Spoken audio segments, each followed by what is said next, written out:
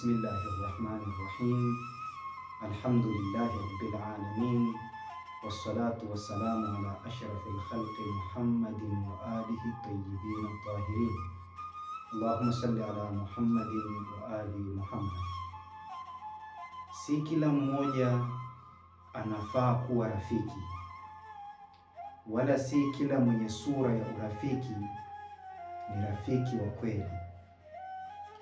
Dunia yetu ya leo na maisha yetu ya leo yamejaa watu wa aina tofauti tofauti na wenye mienendo tofauti tofauti na wenye nguvu ya kuathiri kwa madaraja ya tofauti tofauti,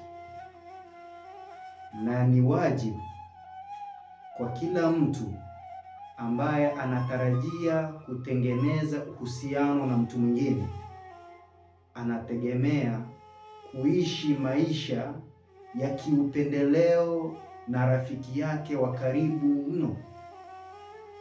Anatarajia kutengeneza mahusiano na watu anaoishi nao.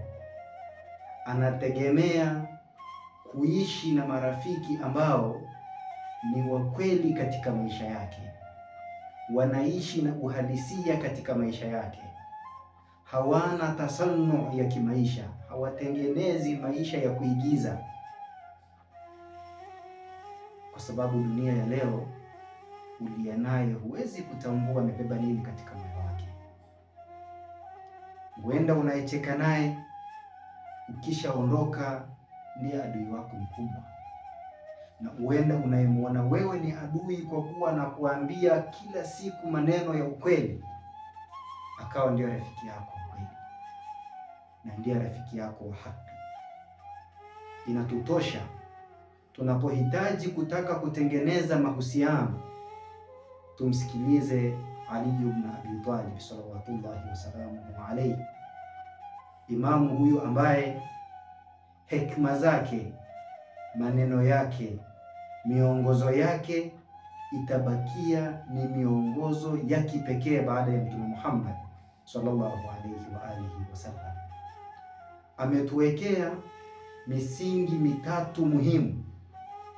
Ikiwa mtu anatarajia maisha yake yawe ni maisha ya amani na salama, basi atengeneze rafiki kuzingatia hii misingi mitatu muhimu, akisema la yakunu sadiqun sadiqan hatta yahfadh akhahu fi thalatha. Hawezi akawa rafiki ni rafiki wa kweli hadi amhifadhi ndugu yake katika mambo matatu: fi nakbatihi, katika matatizo yake; wa ghaibatihi, na pale anapokosekana, anapokuwa hayupo; wa wafatihi, na pale anapofariki. Hawi rafiki ni rafiki wa kweli hadi amhifadhi ndugu yake katika mambo matatu. Jambo la kwanza, amhifadhi ndugu yake pale anapokuwa na matatizo, asimame naye, amwenzi, awe naye katika zile nyakati ngumu anazopitia. Rafiki wa kweli akisifika na sifa ya kutatua matatizo ya wenzake, ya kusimama na wenzake katika nyakati ngumu, huyo ndo anafaa kuwa rafiki, na huu ndo msingi wa kwanza wa kumtambua ni nani rafiki wa kweli. Lakini jambo la pili, akasema al-Imamu Ali alayhi salam, na amhifadhi ndugu yake pale anapokosekana. Rafiki wa kweli ni yule rafiki ambaye rafiki yake anaposemwa katika hali ambayo yeye hayupo, basi humtetea, huhifadhi heshima yake, huchunga rafiki yake asidhalilishwe, asisemwe, asisengenywe. Hii ni sifa ya pili ya rafiki wa kweli.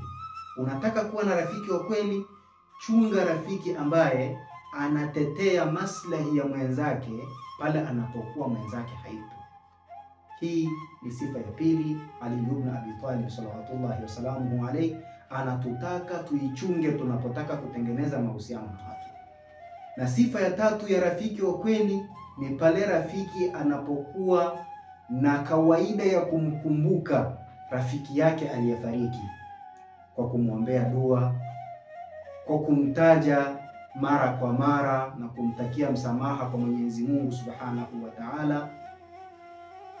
Kwani wale ambao kwamba watakuja kisha wakasema rabbana ighfir lana, ewe Mwenyezi Mungu tusamehe sisi, wal ikhwanina alladhina sabaquna bil iman, na wasamehe ndugu zetu waliotutangulia katika haki, katika imani, waliokufa, waliofariki.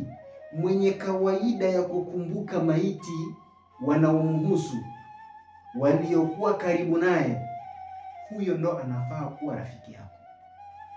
Kwa hivyo ndugu yangu, unataka kuishi maisha yaliyogubikwa ni amani, yaliyogubikwa ni upendo, yaliyogubikwa ni furaha, zingatia haya mambo matatu, ambayo ni pale anapomtetea rafiki yake anapokuwa hayupo, au akasimama naye anapokuwa na matatizo, au akamkumbuka wakati wa kifo chake.